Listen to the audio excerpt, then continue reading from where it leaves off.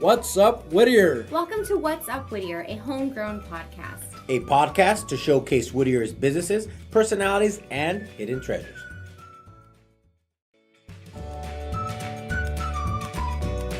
Hey guys, producer Christine here with this week's Community Corkboard announcements. Every Friday from 8 a.m. to 1 p.m. we have the Uptown Whittier Farmers Market, located on the corner of Philadelphia and Bright.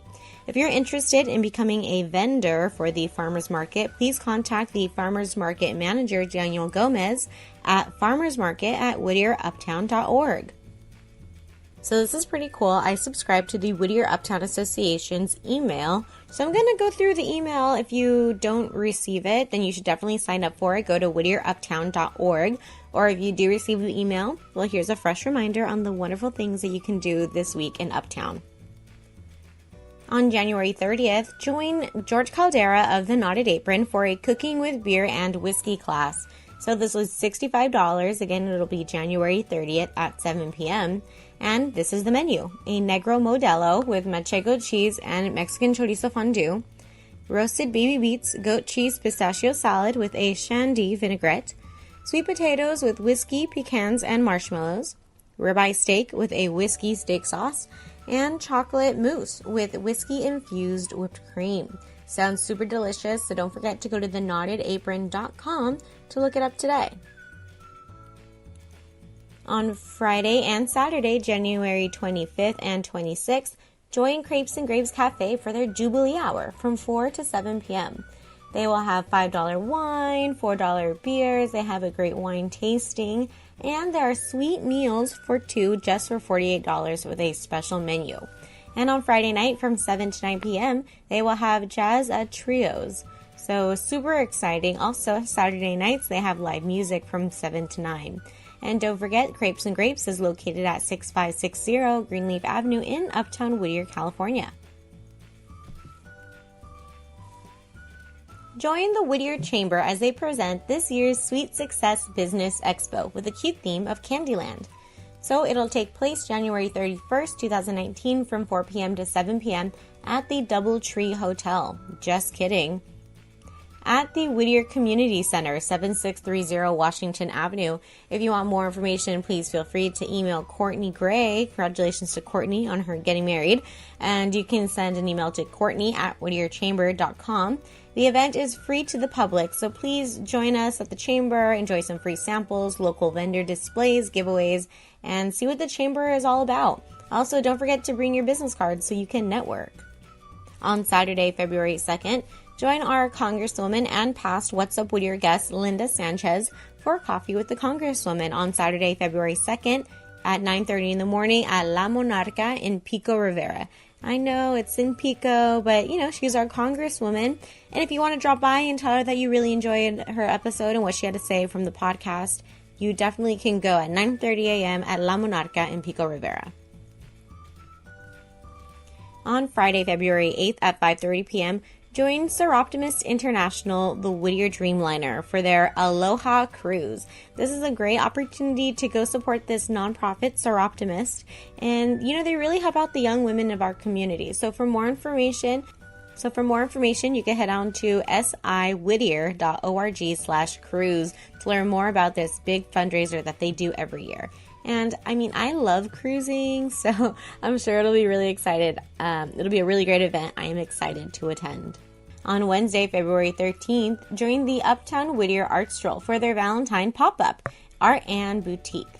So this will be hosted inside of Sage, which is located at 6511 Greenleaf Avenue in Uptown Whittier. I always love the art strolls, not only because it's a great way to meet different people and meet different artists that have their real handcrafted art pieces out. But this is a Valentine pop-up, so why not take your Valentine? Although it does fall on Galentine's Day. Why not beat the rush? Everyone's going to be out on the 14th, and it's going to be hard to get dinner reservations, with your Valentine, and it's a Thursday, so everyone, even the single people, will be out. Why not make February 13th your date night? So that'd be great. You go to Uptown, enjoy the art stroll, and then, pick up a piece of art for your sweet loved one. Okay, last 2 events, and then I promise we're going to get on with the show. This is a really great episode, you guys, and I just want to make sure that you get all the information possible that I can give to you. Mark your calendars, Saturday, April 6th from 9 a.m. to 3 p.m. The Whittier Uptown Association is hosting their Art and Antique Spring Fair. So this is a really fun fair. A lot of people, not only artists that create their own material and, you know, their own painting and artisanal products. It's really wonderful. There are also antique dealers that stop by. So you don't have to go all the way to the Rose Bowl, you know, for their flea market thing or whatever. So just, you can check that out. And yeah, looks like that's all I have for you this week, you guys. So if you have any more information that you would like to send, just email communitycorkboard@whatsupwhittier.com, or you can send me a message, Christine@whatsupwhittier.com. Don't forget to tag us. You can check that out. Don't forget to follow all of our social media. Follow What's Up Whittier at What's Up Whittier on Facebook and Instagram, at What's Up 562 on the Twitter. Please listen to our stuff, and don't forget to subscribe to this episode, because I can guarantee you that, you know, I don't want to give away too much. I don't want to jinx myself, but I'm very positive that the different organizations that we're going to have on the podcast this year will really help invigorate the community, and also give you, the listener, an opportunity to learn about so many of these organizations that make our town happen. You know, it's not just the different associations of merchants or property owners or even the local city government. It's people like you in the community that want to give their time, give their resources to these different nonprofits. It's really exciting, and I'm really honored to have been able to meet so many of these wonderful people and share their experiences on this podcast with all of you. So again, don't forget to follow me, producer Christine, at The Singing Moon on Instagram. You can check out my website, ChristineSingerLuna.com. I don't know why if you would want to do that, but if you need a notary, you can do that. Visit Remo the Realtor. Check out Remo at all of his stuff at Remo the Realtor on everything. Go to RemoTheRealtor.com. I shared a fun story a few podcast episodes ago about needing to get in contact with Remo. And honestly, he's a good guy. Reach out. Same with Jesse, also a good guy. Jesse Carrillo, you can follow him at J2 Architects. You can also hire him to be your architect. Go to j2architects.com. Remo and Jesse are really great guys in the community, and please feel free to reach out. Tell them What's Up Whittier sent you, and you know, you really appreciate their efforts doing this podcast as much as I do. So it looks like that's all I have for you this week, and I'm trying to think. Oh, one more thing. We have some great and exciting news coming up for the brewery. Yes, you heard me right. The Whittier Brewery that everybody's been waiting on.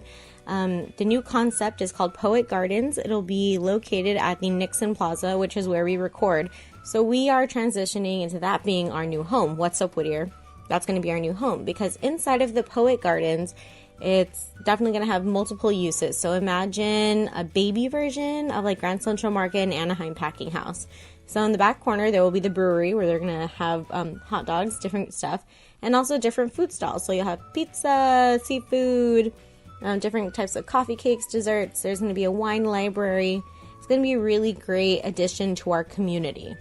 Plus, the best part, well, I'm a little biased, to be honest, but we're putting in an internet radio station for the town. Isn't that kind of cool? So What's Up Whittier will for sure be a program. Actually, I think What's Up Whittier was probably the first program that was put on there, because me, your producer Christine, is now like radio station manager Christine, but I'll still be your producer. So again, follow WIPA Radio, Uptown Central Station on everything. And if you yourself are a musician, you're a podcaster, you're a DJ, and you want your program to be out on our airwaves, please feel free to email us at info@wiparadio.com. You can also check us out at wiparadio.com. Our website is live and active. And also go on to our Instagram at WIPA Radio. Check out our Facebook, WIPA Radio. And our Twitter. We have a Twitter as well, WIPA Radio. So please, we appreciate all of the support that you've given us over the last 2 years. And I'm excited to take you guys on this journey for 2019 and 2020 and even further beyond that. So thank you again for pressing play and downloading this podcast episode. Don't forget to hit the button subscribe. And yeah, this is a great episode. Take it away, Jesse and Remo.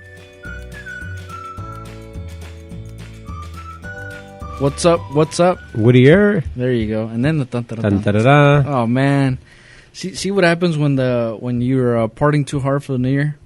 partying too hard for the New Year. It's you're still trying to Just I was in bed by 10 p.m. I'm getting older and I'm married, so It's not getting married. You're married. Yeah, I'm married. Yeah. So. Oh man, Happy New Year! By the way, it's this is our first episode for the new year, and did you guys already put your list together for resolutions? No, my resolution is always to take over the world. So I thought you were gonna say it's the same ones as last year, so you just copy it over. No, I don't do resolutions. So. Or any goals? Goals, I can give you a list of goals. All right, I'll email them to you. Let's not go there. Yeah, Christine.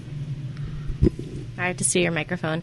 Well, I made a resolution 2 years ago, which was to run a marathon, and I didn't do it, but I did run 9 miles on Sunday in the Hot Chocolate 15K in San Francisco. So that's like only 3 miles less than a half marathon, which is only like, 13 miles less than a full marathon. So I think this could be the year, guys. I think this could be the year. So you didn't run the marathon? No, but I did 9 miles. I did my 9 miles, which is motivating me on my way because I hate running. But anyway, so that's my intention. Actually, I was going to say that was a marathon because whether it's 1 mile or 2 miles for me, that's a marathon in itself. So, anyways. Well, Remo, we're here at it again. And this week or this podcast, who's our special guest? We have Irene and TK from Whittier First Day. Welcome, guys. Welcome. Hi. Welcome, guys. Yeah. Hi. Hold on. Are you guys still also on last year? Trying to recruit? We're still I still sign everything 2018 into that part, yeah. The good thing is that the 8 has a round on it that you can still kind of scribble off So the you can bottom. fix it. You can complete it. Yeah. Yeah. 2019. Really? Yeah. I mean, a 9 you can go to the 8, but... No, it's easy. You kind of just start scribbling harder on the 9 or the 8 or whatever it is. So we're here today in your location. Do you want to tell us? Well, and it's also a rainy day, so it kind of awesome, ties yeah. into our conversation that we're going to have today. So, Irene, TK, you guys want to tell us who you are and where we're at? Sure. My name is Irene Muro. I'm the executive director of Whittier First Day. We are a homeless services agency here in the city of Whittier that provides street outreach, interim housing, housing navigation, prevention, and supportive services, as well as having a health and wellness center on site. Our mission is to assist individuals, youth, and families who are currently or at risk of experiencing homelessness to transition towards self-sufficiency as defined by them. Wow. And you memorized all that. I did. That's why I told her to go first. My name is TK Monzon. I'm the CES program director, and I'm also the clinic nurse downstairs at the Health and Wellness Center. And I work with Irene. I oversee the outreach and then the housing navigation, the rapid rehousing, and then I also have 2 pop-up clinics, which is at the food bank, Interfaith Food Bank in Santa Fe Springs, and one at St. Matthias. So in terms of the Whittier First Day, is this like, I know you guys are a nonprofit, is this your only location? And what cities do you serve? This is our only location. We do outreach to cities of La Mirada, Montebello, Pico, Rivera, Santa Fe Springs, Whittier, and Whittier Unincorporated. So LA County is broken down into 8.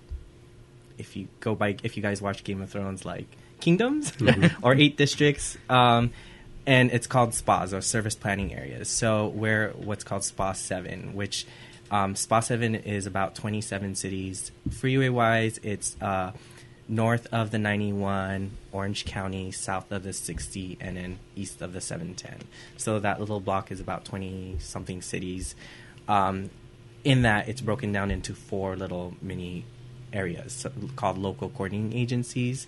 So ours is LCA 2, which is those cities that I mentioned, and then LCA 1 is more like it hugs the 710, which is like Cudahy, Southgate. I don't know most of their names. And then LCA 3 is about the central one, which is like by Kingdom Causes Bellflower. They do Downey, Whittier, Cerritos area, and then People Assisting the Homeless, or PATH. They do the south part, which is like long Hawaiian Gardens, Lakewood area. That's a big group or a big area. I mean, talk about just the population alone. That's pretty big. How many? I mean, roughly, how many people are you servicing within that area? I want to like in LCA 2. Yeah, in your kind of home base. 2,300. Yeah, That's our client base. We have a client base of 2,300. Here at our facility here, we provide about 900 contacts of service to about 700 clients that are unduplicated. So specifically here for the city of Whittier. What does that mean, unduplicated? Meaning that they come for a service and aren't coming back for multiple services. So that's 700 new specific individuals that are coming for service. And that would be a week, a month? That's for the entire year. For the year, okay. Which is still a lot. I mean, you talk about, how many people we have in just that area or population-wise. I mean, that's a lot of people for... I mean, how big are you? How big is your group, staff-wise? We have about 24 staff members. The bulk of them are full-time, and they range from resident ambassadors who are our staff here on site at our shelter to our street outreach navigators, our admin staff, housing navigators, and so forth. Wow. Again, not a big group either to be able to take care of or service that many clients. Is it clients? Members? Clients, What's the right Program word? participants. Yeah. There you go. Yeah. No, wow. I mean, congratulations on keeping able to or trying to keep up with that. It's a big task. Going into like the homelessness. I know you guys talked about servicing not just adults but also teens, right? Or families. Our organization mostly does, or specifically does single unattached adults. Mm-hmm. Youth, which is 18 to 24, is done by another organization called Jóvenes Inc. And then the families are done through the family lead for the spa, which is the whole child. And they're also based out in Whittier. So you guys work with other nonprofits locally to be able to kind of service that same family or potential family? Oh, yeah. So we still work within, although we specifically work with adults, there's some overlap. So, for example, if like a family is separated from their whole, a person is separated from their whole family, or if it's a young family. So if they're like a family, teen moms or whatever, then we can work with Jóvenes or we can work with the whole child to connect them to services.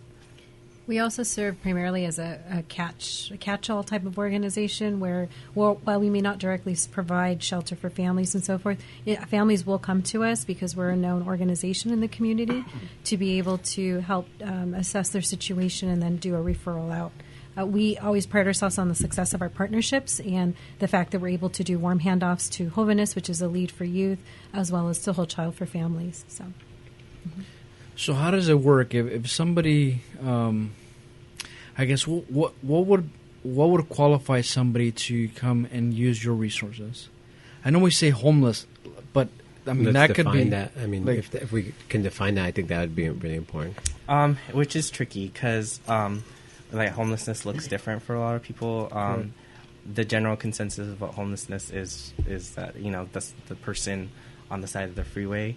What HUD defines homelessness is someone who is staying at a place that's not meant to be habitable. So that could be a car. It could be like in like the streets. A shelter setting is not technically. So it's essentially places not meant for human habitation.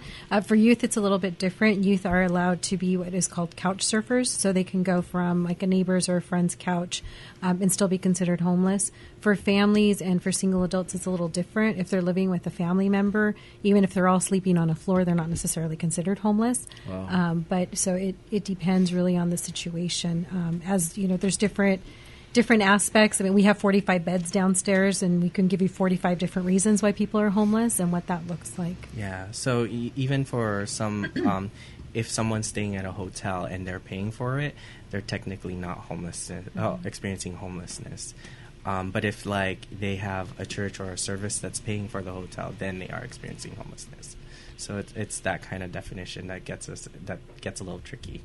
And with the 45 beds here, what is usually the kind of occupancy? Is it usually full where there's not enough room, especially on a day like this where it's raining? Yes, we're actually at full capacity right now. We have 3 different types of beds that we have available. We have the general population, which we have about 11 beds. Those are full. I mean, those are primarily for the City of Whittier residents, and we have a wait list of 2 to 3 months for those beds. And we have 2 others that are for specific populations, so primarily people exiting institutions like healthcare, substance abuse, mental health facilities, people requiring people that are being connected to services and other things that might need some extra help. So it really depends. But on days like this, I mean, it's anytime the weather is really hot or really cold or rainy, like outside, we get a lot of individuals coming to our facility.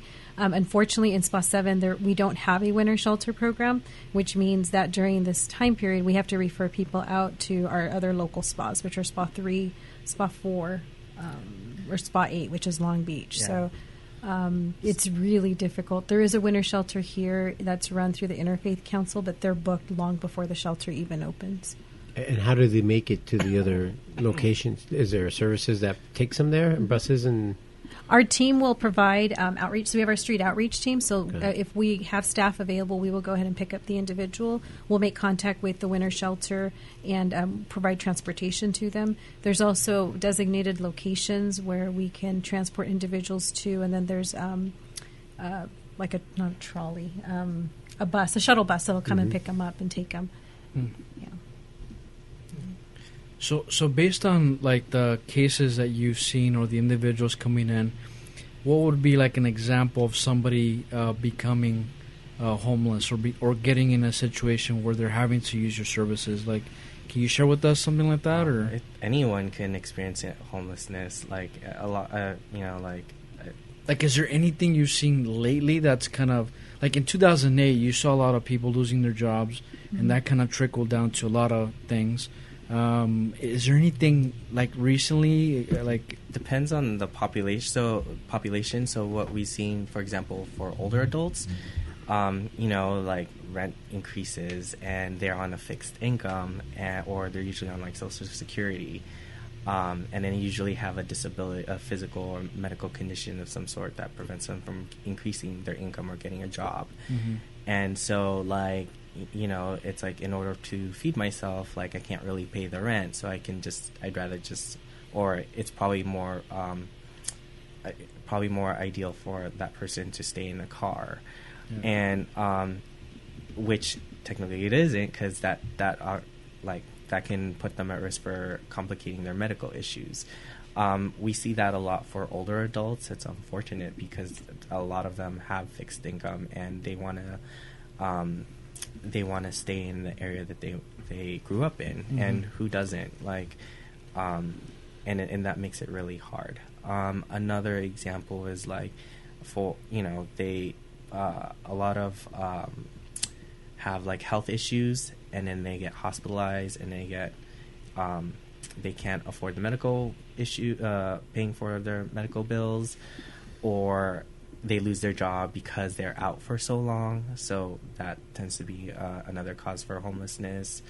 Or if someone is living with like a dependent for so long, or they're a dependent for so long, like let's say a person has lived with their parents all their life and they were taking care of them, and their parents got sick or passed away, and they didn't really have some sort of income, and now they find themselves on the street.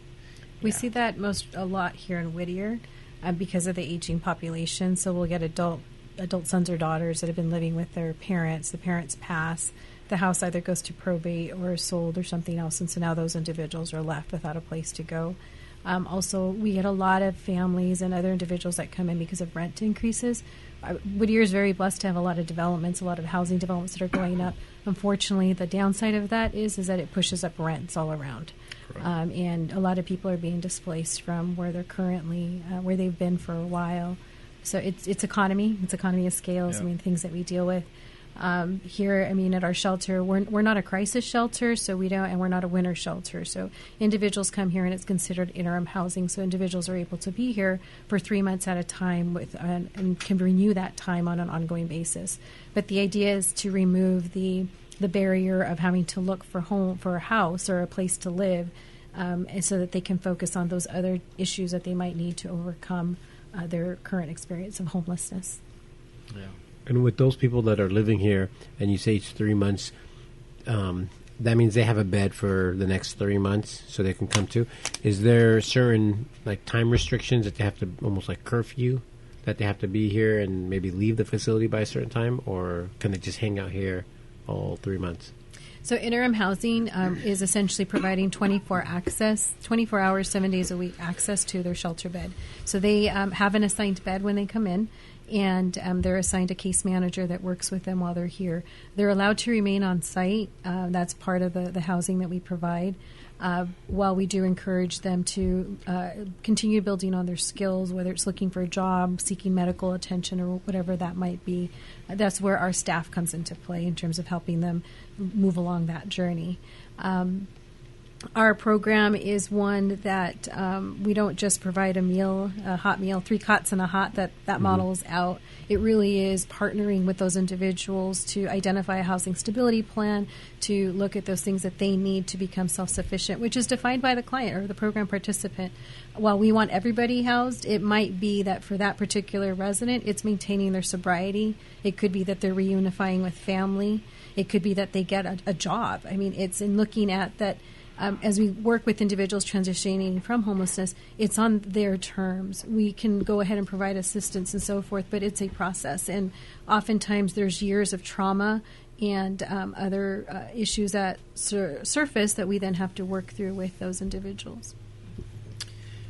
Yeah, I think what you just said is, for me, kind of like the idea of somebody being homeless and then having these organizations, like in your case, providing, like you said, just a hot meal and a hot, warm place to sleep, but not giving those additional services to try to either rehabilitate or educate, to kind of get them ready for that workforce if they are going to get into the workforce, or even just kind of getting ready to find a place, right?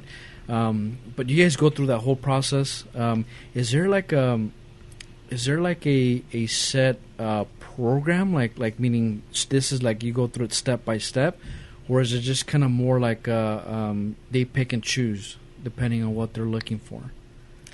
We have we have our model in terms of what we do as people come into the shelter. I mean, starting from, and our programs are really from streets to home and thereafter. So we, even after we place someone into housing, we come with a year's worth of paid case management and then some thereafter. I mean, we're still engaged with some clients that we housed 3, 4, 5 years ago that still might need some ongoing support. While they're here, we have a particular model. So it's the initial assessment. They go through a housing stability planning process, and then they're triaged to see what other resources they might be able to be connected to. So, for example, if they're able to work, we have them work with our job club coordinator to learn different skills that they might need, whether it's resume writing and so forth.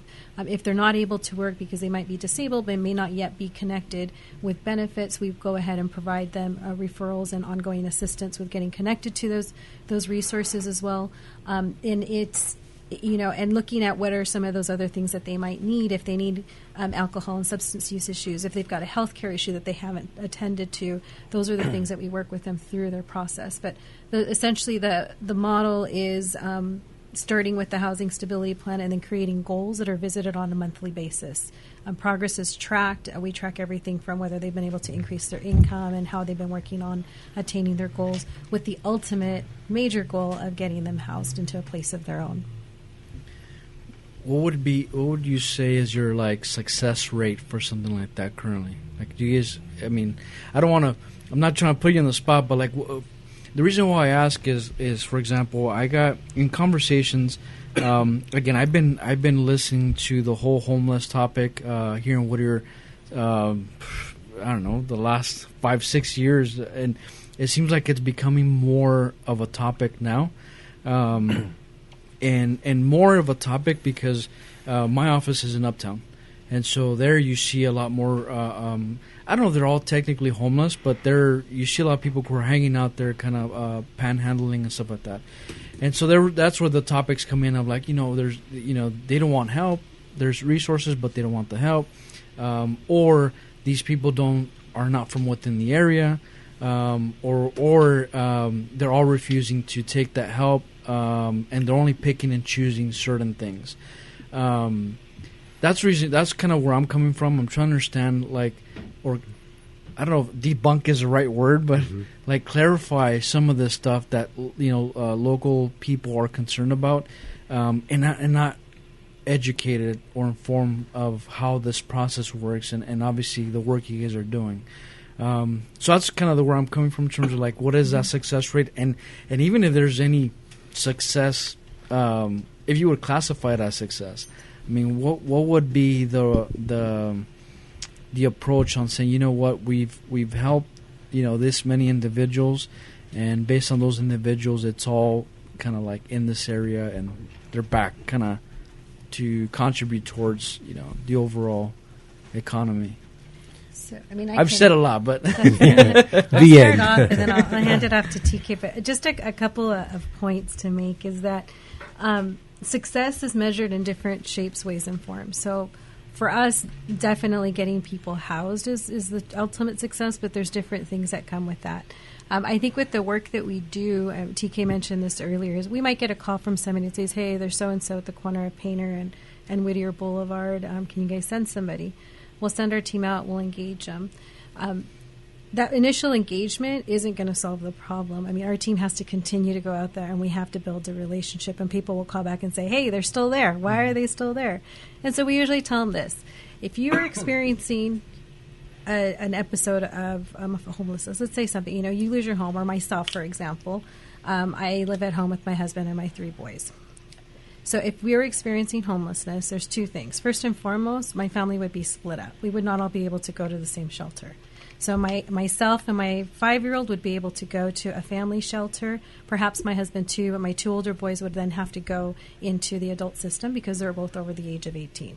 So that's something that for us, we would probably rather stay together and be in our vehicle than have to move out and separate the family that way. The other thing is if we're going through some sort of experience like this and someone that we don't know comes up and says, hey, I can help you, we can help you get housing, but we need a couple of things from you. And these are fundamentals. Every system needs this. We need your Social Security, your ID, proof of income, birth certificates for you and everybody who's in your family. That's not something we're just going to hand over. Yeah. I mean, I'm not sure I'd give that to a lot of people nowadays, Right. but it's something that we need a trust. And so our team is all about building that trust. And so for us, if we're able to house someone after 9 years of engagement, that is success. Whereas other people might say, well, you failed for 9 years, and it took you so long. But it's really understanding that, when we work with homelessness, it's a multifaceted issue. It's not just a cookie cutter mold and everything's going to be solved. And what we see out on the streets right now it's chronic homelessness. You have people that have been out on the streets for years and have several different layers that we need to unfold.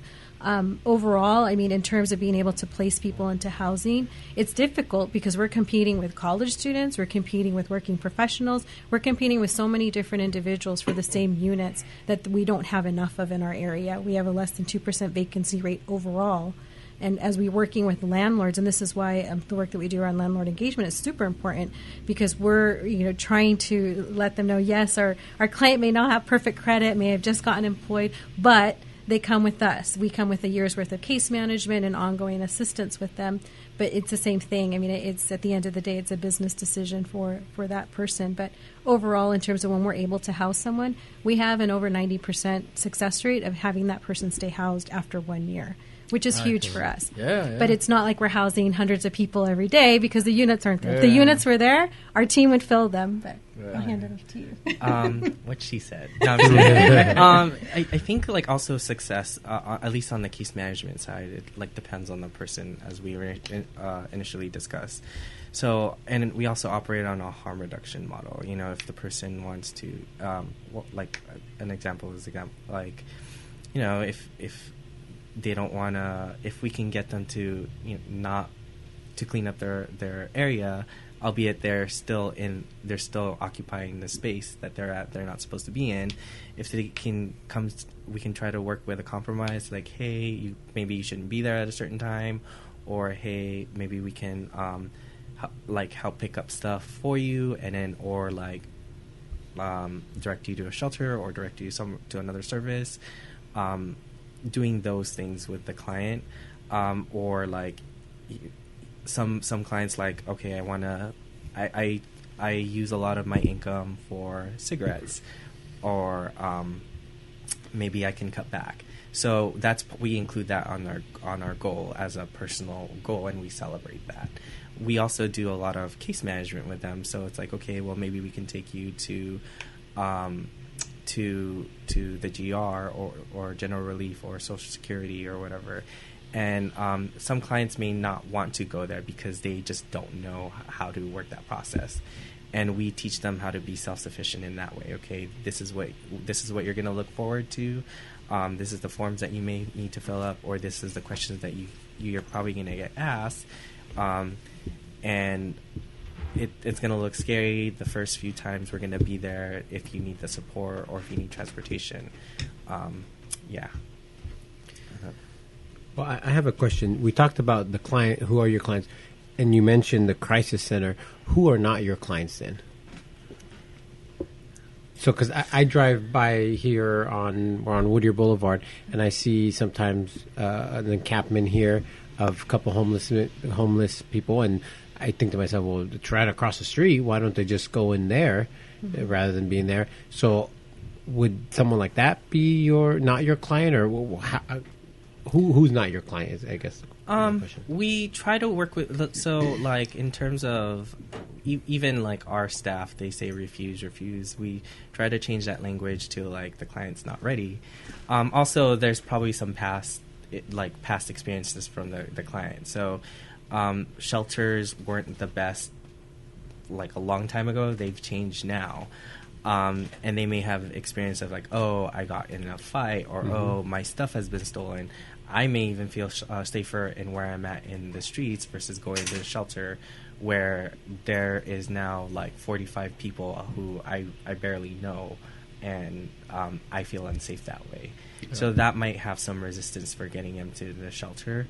And that's what the benefit of doing some case management on the streets is. At least we're working with them on where they feel safe. And usually when they end up feeling safe, they're more open to other services. I would say for with regard to the clientele that we work with, it's essentially not that there isn't anybody we don't work with. It's though we work with those individuals that are ready to be engaged. Our staff, I mean, we can see and we know, so we can recognize, even myself at the executive director level, I now know you're not a familiar face. You're not someone that I've seen before. But our staff will usually know, yes, so-and-so is at this place, so-and-so is at that place. One thing that TK started up a few months ago and his team were monthly case conferencing sessions where we meet with local providers, with law enforcement, with city officials to talk about individuals in our area and being able to see how we can collaboratively work together to then get individuals off the street. And some of the individuals that have been on the street for a long time, we've had some successes through those partnerships to be able to get them housed. But it's, once again, through that collaboration. So for us, we don't necessarily say that there's somebody we won't work with or somebody that we don't serve. It's really more so just when those individuals are ready to accept what we're able to offer. So. And they gotta want it, right? Like, I mean, you're not gonna force anybody to get in here, try to get help or support. Let's see if you guys could debunk this one too. Have you guys noticed, or does it feel like there's more homeless coming to Whittier from like different cities? We actually a few years ago, there was a community survey of the people on the streets in Whittier. And what we found that, in one way, shape, or form, most of those individuals were my dad grew up here, and I was a kid here, and then we moved away, and then I remember this place. I worked here for 40 years, and I remember, and I thought Skateland was back or whatever, but they found that Skateland's no longer there. Or it's like those things. We found that a lot of those individuals had some connection to Whittier. The new faces, I think the new faces are because they were never experiencing homelessness before, and that's why they ended up there. People perceive them as new faces, or they moved away and then come back. Yeah, that's So the idea or the comment that would be said that because Whittier is providing really good services to the homeless, that all of a sudden you're seeing buses being sent over with a bunch of people from different cities. I mean, is that something that's like way out there and not true? I mean, every city. I've actually heard that in. There's been a few homeless plans in a lot of cities, and I've attended a few of them, and a lot of community members like have that panic, where like, oh, they're migrating into our cities and they have better services. Why can't they go over there? It is a problem. I think it's because the community members live within their own community.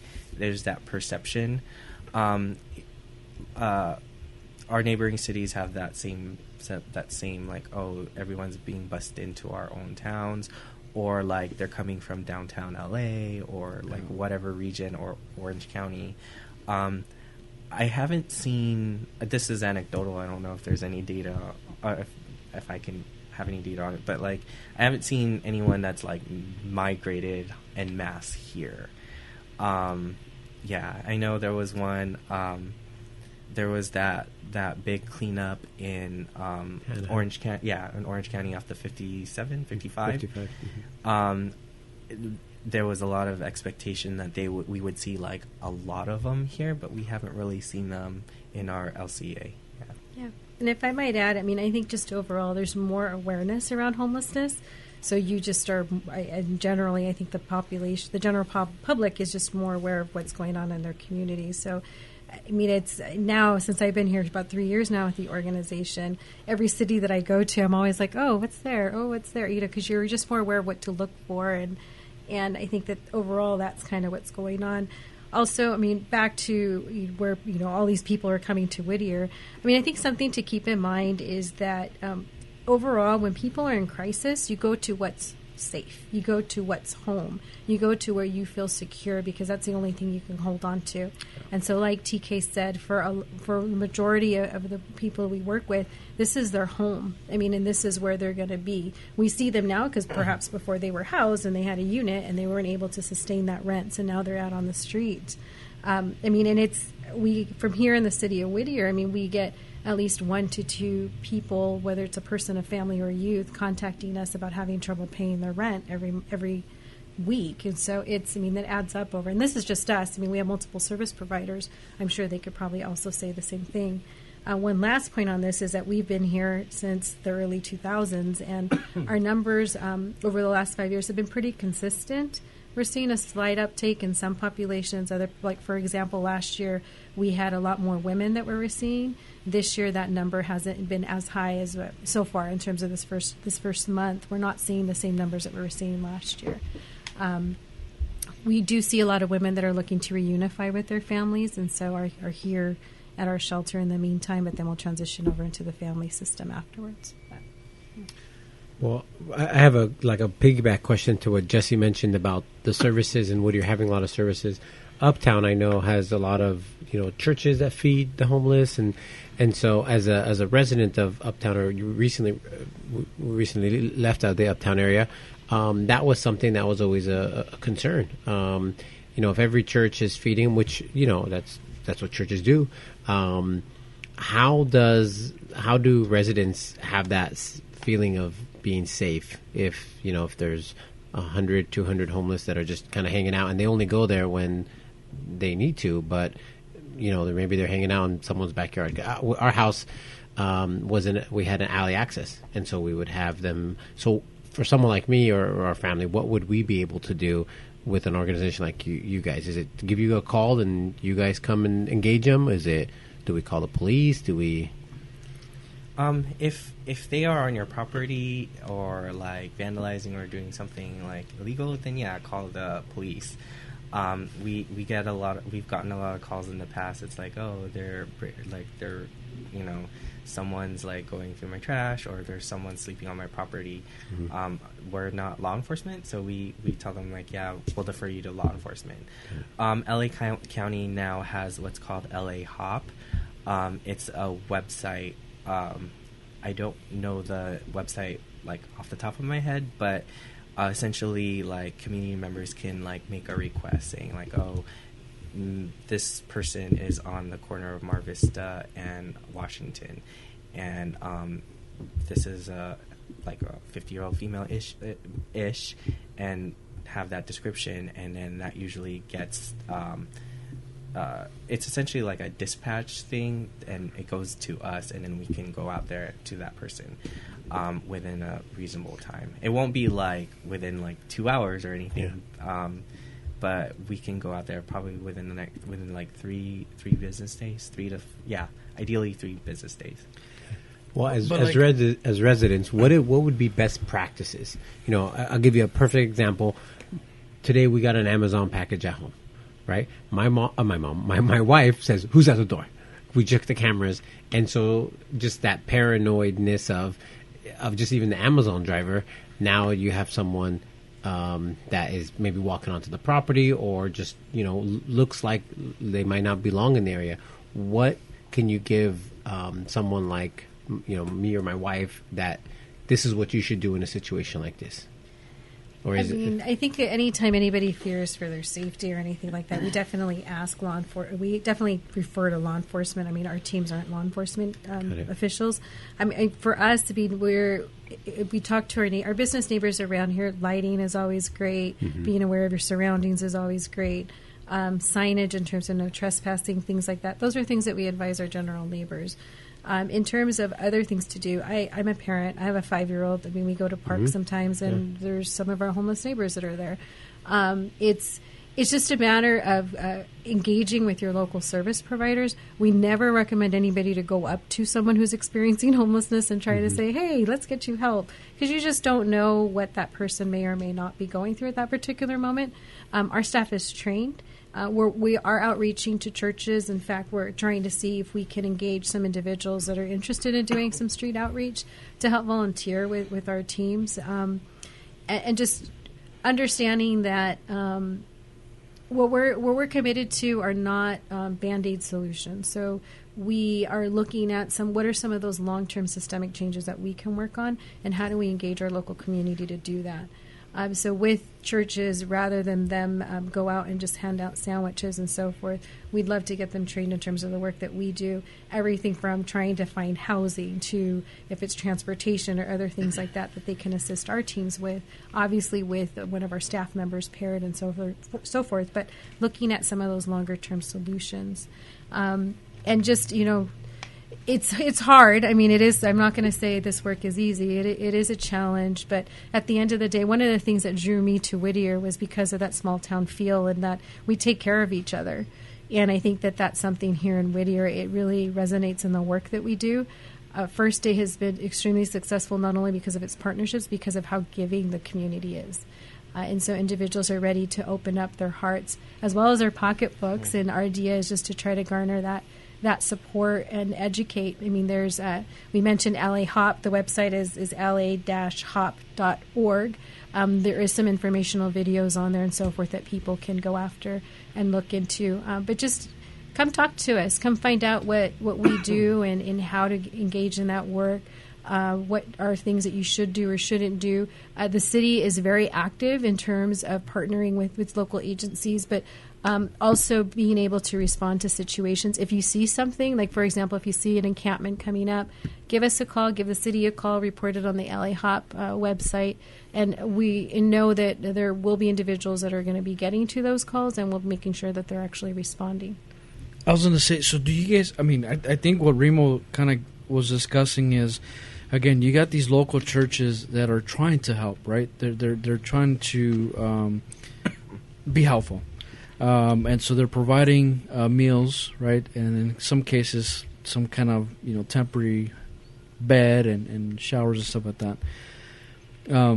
But you're right. In terms of that's a great service, but it's not a complete or holistic service for the actual is problem the right word, but I guess situation, right? Are you guys partnered with those local churches to be able to kind of walk it through the whole system? You are? Absolutely. So right now, I mean, one of the things that, I mean, our staff regularly goes out to as well, but there's an initiative with some of the churches called Greenleaf. And so that's actually with Drew Pryor. We're working with them to try to see how we can engage some of their ministries to be able to support the work that we do as well as other agencies. I think for us too, it's well, we understand that. I mean, I grew up Catholic, so for me, it's like you provide service and you do unto others, and the whole spiel. And it's just looking at how can we garner that same feeling into the work that we're doing. So we may be giving out a sandwich, but we're also doing an assessment. Or we're giving out a hygiene kit and some socks, but we have a mental health provider there. Yeah. So it's being able to leverage and come together as a team. So we're not just giving out a sandwich and that's it and we're gone. It's no, here's a sandwich, here's our outreach team, we're engaging, we know where you're at, can we come back and see you? And that's how we start building that relationship. I'm glad you said that, because I think that's where that kind of concern is like, are these churches just providing a warm meal and that's it? You know, but I'm glad you're saying that, because there's more to it. There's a backstory to that. So we have a couple questions from Instagram, as I have them on my phone, and now I'm getting a call. So let's decline that call. And okay, so we have a question from Austin Mejia, 89. How can the community get involved? Come visit us. We are here Monday through Friday. Our front office is open 8 to 5. We have staff here 24/7, but come see what we do firsthand. I always tell people I can get up here and give you an elevator speech, but until you come and see what we do, it's an entirely different experience. More often than not, we get people to say, oh, I didn't know you did that. Oh, I didn't know you did that. And so that's why we want people to be here. Visit our website. We have different opportunities that come up there. Give us a call. I mean, we're always in the community, and I think for us, that's just shoot out a call to us, and we'll respond. Plus, I was gonna add to it that you guys have the homeless count, right? I mean, yes. Yeah. So the homeless count, all of the U.S. does it. They used to do it every 2 years. Now they do it annually. Our homeless count falls on Wednesday, January 23rd. It's a night count, meaning, and it's also what's called a point in time, meaning like we go out and do kind of a census of the of people on the streets in our communities. The purpose of that, it kind of gives us an idea of what's homelessness like in our communities, what services are needed, and it helps bring in some resources. Our count is on the 23rd, and it is at Parnell Park. The city of Whittier is holding theirs at Parnell Park. And then there's another site which is at, the address to Parnell Park is 15390 Lambert Road in Whittier, and also the Whittier Community Resource Center. I don't have the address of that, but it's off the corner of Florence and Laurel. That does the South Whittier unincorporated account. And Irene is going to be the deployment head for the Parnell Park, and I'm the deployment head for the other site, which the Community Resource Center. So if somebody wants to sign up, how do they get in contact with you guys? They can sign up. They can go to www.theycountwillyou.org, which is they can sign up there. They can choose. There's many other. There's a lot of cities in LA County that are doing it that night as well. So if you're not in Whittier, Pico, Rivera, Montebello, Santa Fe Springs, Whittier, and La Mirada, they're doing their accounts that night as well, and they can choose those sites. Okay. They can choose that site, and then they can get signed up with it. They'll get automatically put on Irene's or my roster. Okay. How many volunteers do you think you guys need for that day? And at the end of the day, what would be a successful evening if you've counted how many? I think for us, how we define success is getting all the areas counted. In the past, we didn't have as much volunteers to where we would get like all the sites counted. I think last year we had the whole SPA 7 had like a 92 or 100% count. Yeah, 100%. Yeah, count 100%. Meaning all of SPA 7, every nook and cranny of SPA 7 got counted. And how can you confirm like everything was counted? Because oh yeah, sure. Is it because you go to locations that are known that's where homeless are? It's something to keep in mind about the homeless count is it's an observational study. Yeah. So it's something. So it's that at that particular moment at that particular time. With those particular individuals going out. It's a snapshot of what might be out there, especially like weather like this. People aren't going to be out on the streets. They're going to be trying to get into the bushes and other areas. But because it's observational, we don't have people, looking in the bushes or doing other stuff like that. For the areas that we send out, this is why we need people that know Whittier and know the community to come out, because they might know a particular census tract and say, hey, we already know where the hot spots are, so we're going to go ahead and make sure that this area is counted. It's difficult when people don't know the area and they're driving around and trying to figure out, okay, where am I at? Where am I going? But this is super important because this is how money is allocated to our community. So this is why we need people to come out. And is it a driving count, or are you getting out of the car and talking to people? Okay. I think in my census and all my census tract, I think that's yours too, with the exception of Uptown. Everything's all on car, meaning that you just drive around and like see if this person, there's a tent here, there's an RV there, and then they count that.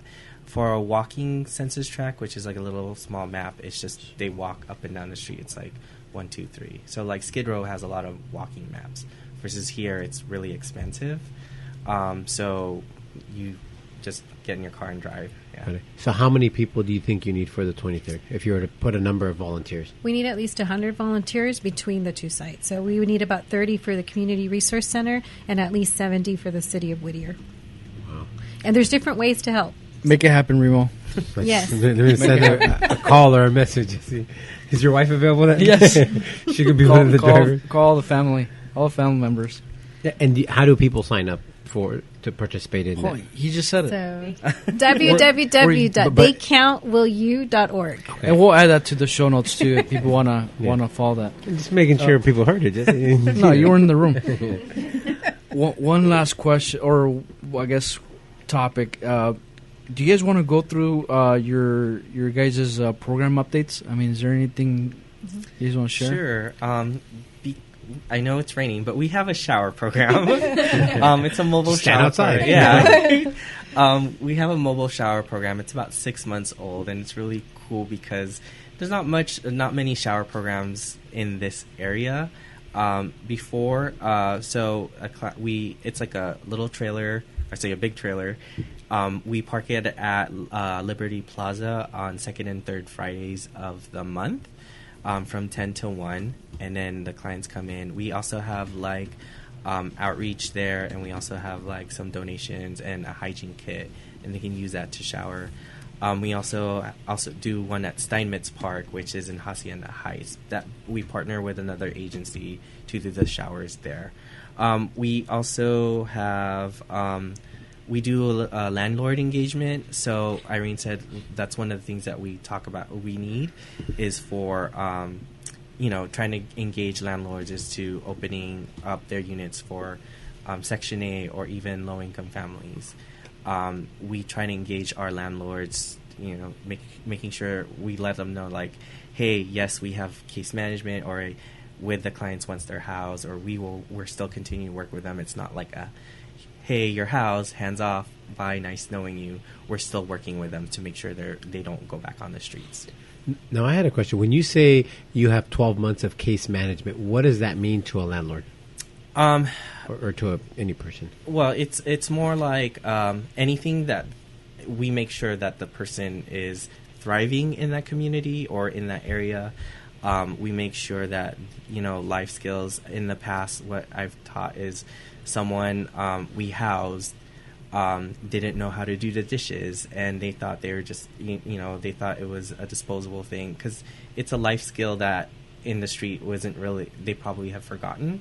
So it's teaching them life skills, teaching them like not to reconnect with the area that they're in. So a lot of times they get housed in another city or in another neighborhood, and they have no idea how to access like services or even simple things such as like, hey, there's a grocery down here, or hey, there's there's a clinic down here, or here's a church nearby that you may want to get connected to kind of thrive in another community.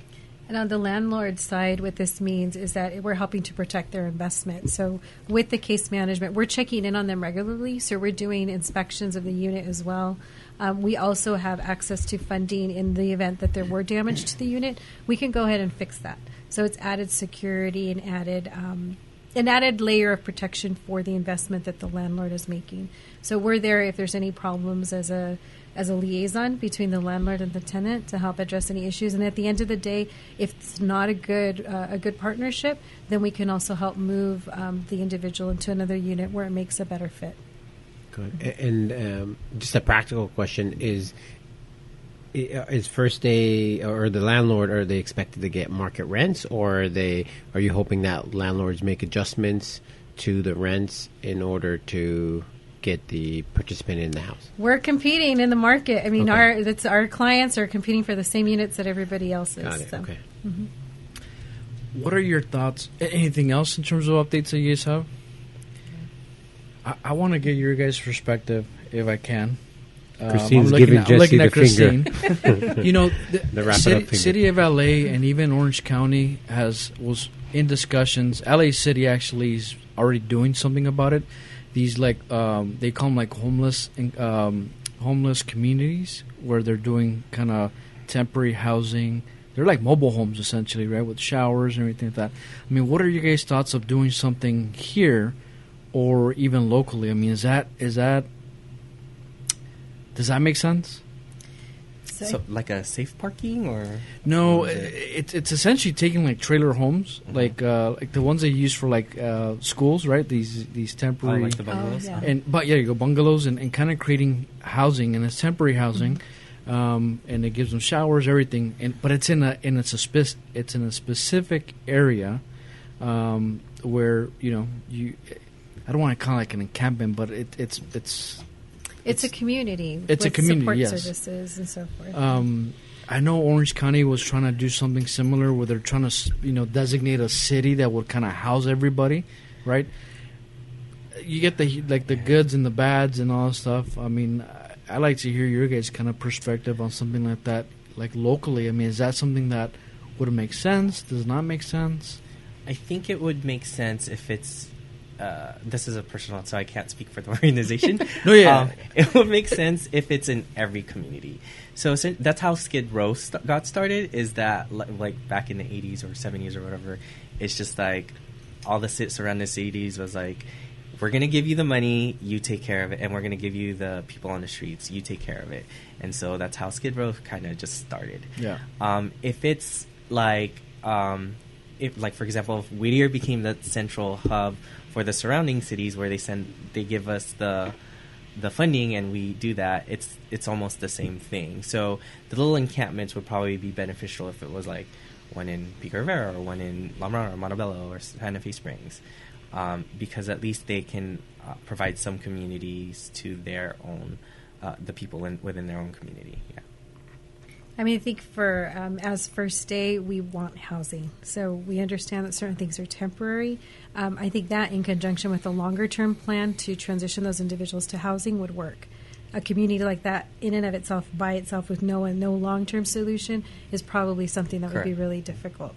There are alternatives and things that, I mean, as service providers, we go through this too. I mean, getting somebody in and off the streets is what we want to do. But I mean, even providing like a safe parking program where we can have individuals come into an area where they can park their vehicles safe. We have support services, there's showers, there's food, there's staff. That's something that, it's a double-edged sword. I mean, it's something that, yes, we would love to support and we want to do, but at the same time, we don't want that to be the permanent solution. Correct. So it's always a little tricky in terms of it. But with long-term planning, absolutely, these safe parking, the communities that you're speaking of will definitely work. I'm going to give you my point of view. I think it's a good idea in terms of, as long, kind of like what you said, TK, just having it dispersed. Rather than having it central in one specific city, that it should be dispersed, but also integrated with that community.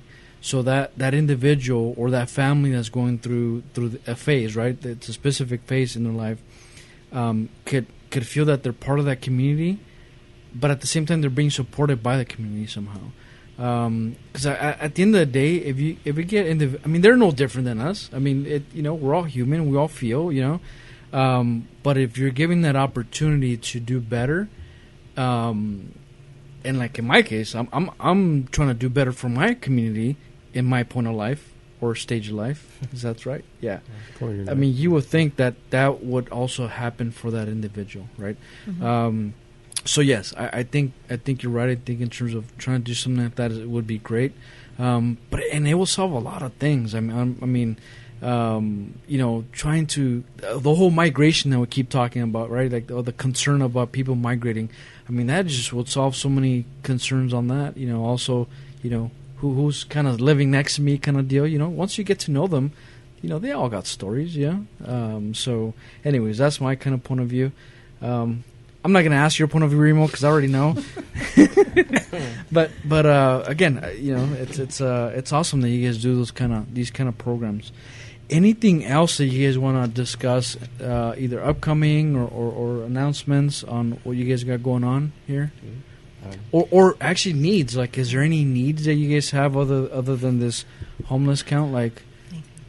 Office space. We're bursting at the seams. We need some affordable office space. No, that's longer term planning. I think our immediate needs, we're always, there's different ways that people can engage. We also regularly take donations of a variety of different items. Hygiene items are always things that we need. Deodorant, razor, shampoo, things like that we utilize for our hygiene kits, as well as blankets and warm clothing during times like this. During the summer, we utilize more lighter clothing and so forth. But women's and men's undergarments, these are all things that are very important to our homeless neighbors that may not have a change of clothing or other things that can do, especially with weather like this. Other things that we can utilize is just come and see us. I mean, come get to know what we do. My goal is to have as many educated people out there as that we can have on the issue of homelessness and people that are empowered to go out and help our neighbors in need. So, and the homeless count is our focus right now. Yeah. So that's all we can see for the next week. Yeah. Is there a location where clothes can be dropped off? I mean, other than here. Yeah, so it's just knocking on the door, or is there like an actual, I don't know what those... Between 8 and 5? No, we don't have like bins or things that people can... Yeah. No, but people can donate, have things dropped off here between 8 and 5. We take new and gently used clothing. The one things we don't usually recycle are used undergarments. We prefer new just for hygienic reasons. But donations can be dropped off between 8 and 5. And if there's time after that, we always have staff here, so we can always coordinate something if someone needs a weekend drop-off or things like that. Can you give us your physical address just for the listeners? Sure. We're at 12426 Whittier Boulevard here in the city of Whittier. Zip code is 90602. We're just down the street from 5 Points. So. Very cool. Very cool. All right. On to our Whittier questions. Whittier questions. This is a really heavy topic because, which is not a bad thing. It's something that, again, it's been around and a lot of people have been talking about it, and it's good to bring awareness to it. So now... Sorry, he just sparked something. Again. Here we go. The word homelessness or homeless, is there like without home. Have you guys talked about like changing the word? So interesting. Because homeless is, that's just very specific, right? So we try to say like people on the streets, person first language, because you never want to use schizophrenic or like a bipolar person, or so you want to say someone with mental health or someone experiencing homelessness. It's a lot more syllables, but it's a little more sensitive. Or people on the streets. Yeah, or family on the streets. Yeah. Well, yeah. 2019, Remo. This is it. We're gonna have to change this word somehow.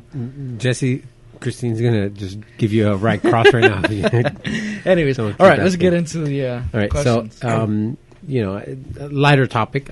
If you guys are not here doing this great work, and you maybe want to go get a sandwich or let's say an adult beverage, which Whittier locations that you venture off to? What's your go-to? Yeah, it doesn't have to be Whittier. Just it depends on what I want to, what I'm feeling for. Because here, Chicken Coop is we've been to a lot. We go to a lot. like we go on boba runs. So at Chillin'. Chillin'? Okay. So like we take advantage of that. The what is it like?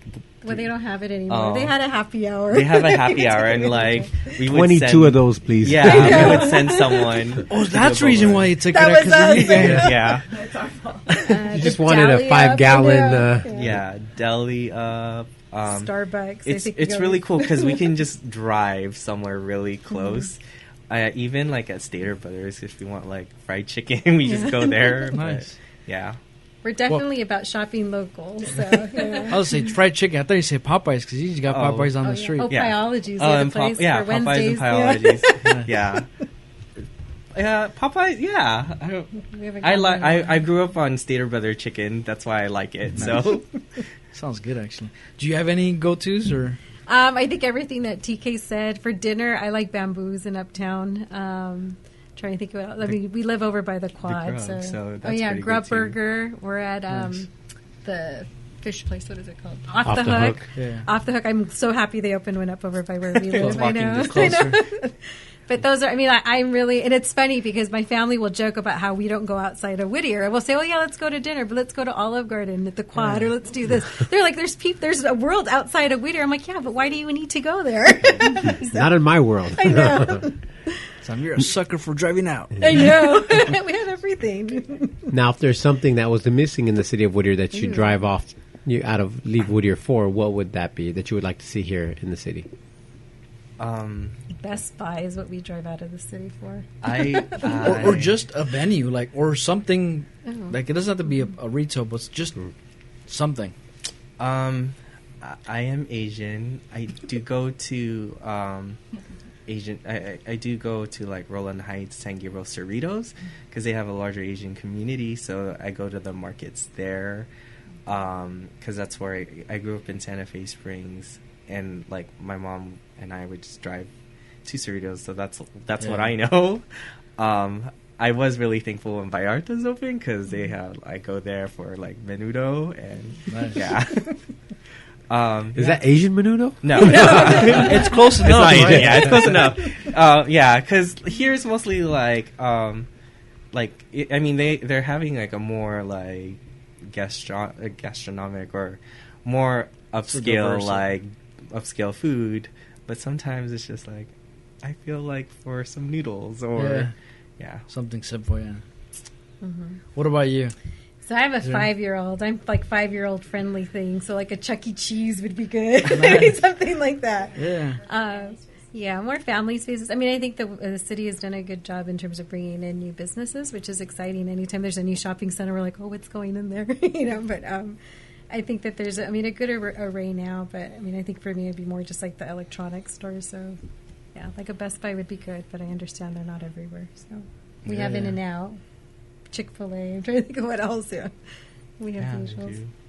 We have the Performing Arts Center. Yeah, It's just a mostly good- food that we want, right? I'm with you. I'm there. Yeah, I I'm know. there. What's the third question? I know we added it. It's did you guys grow up here in Whittier? Oh, that's right. I grew up in Santa Fe Springs, but I did a lot of like high school stuff. A lot of it is because it's Whittier School District, and I volunteered a lot in Whittier. And then, I'm mostly Whittier adjacent. And then I moved here a few years ago near Michigan Park. So, Well, see if you can answer this one as well as you can. That's not it's all right. Is there anything in the city of Whittier that you like kind of reminisce on, or heard somebody reminisce on? You're like, man, that'd be kind of cool to bring back. Skateland. Skateland. Oh, I don't remember. I remember there was like I'm going back to food, but there was like a cereal place. It's like a choose. It's like Hold on, Christine's nodding your head. I don't know. Yeah, there used to be a Christine cereal place. It was before. Was it Everyone- before Phoenix? yeah. 5-4? Everyone thought it was crazy, Yeah, but I'm yeah, like yeah. it existed. I think that now, I think it was an idea that was ahead of its time. I agree. Because I think that now all the millennials that, are in their 20s, when that was definitely that was before Phoenix 5-4. When did Phoenix open, Remo? Do you know? 2011. So it was definitely yeah. probably the 2010. late aughts, like 2008, Yeah. 2009. That's definitely a millennial thing because when you get to 30, 35, your body doesn't respond well to milk. Yeah, that's It's what not the same. Yeah, I told my friends about that, and like they're from Whittier, and they're like, I don't remember that. I'm like, no, I swear it's been here. But that, yeah. Yeah, they had them on the counter, and they had the little containers. Yeah, I remember it. That's funny. Oh man. And it used to be a Subway there, or Quiznos. Before? It was Quiznos in the cereal place, and then Phoenix. Wow. Look at you, man. He's Mr. Got to write a book. Yeah. Write a book. Well, guys, thank you guys for having us. And if anybody wants to follow you and kind of sign up or contact you guys, what's your guys' social media, website, and all that good? Phone number, if you guys have a phone number. So, hi, my name is Cecilia. I'm the Community Engagement Specialist for Whittier First Day.